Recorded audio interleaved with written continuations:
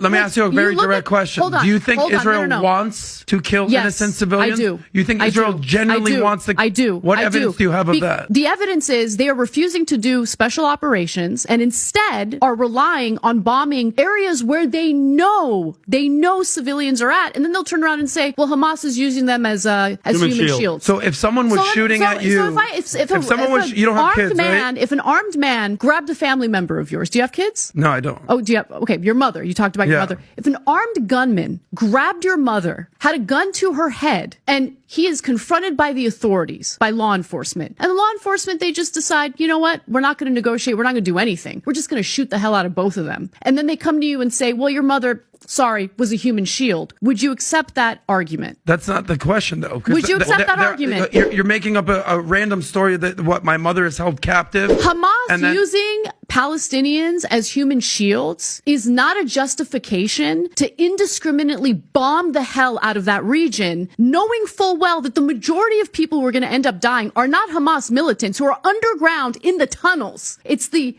innocent civilians who are going to lose their lives. And the flippant behavior that I see from the West in regard to all of those innocent people losing their lives disgusts me. Okay. Seeing people having to vacate their homes, everything that they've known, being forced to leave the land that they have. That is exactly what happened to Armenians. That is exactly what happened during the genocide. And the fact that the United States is just willy-nilly providing cover for that behavior absolutely disgusts me. Israel has a right to defend itself. How it defends itself is where we should have that conversation. Sending special ops in to get Hamas, hell yeah, go get them.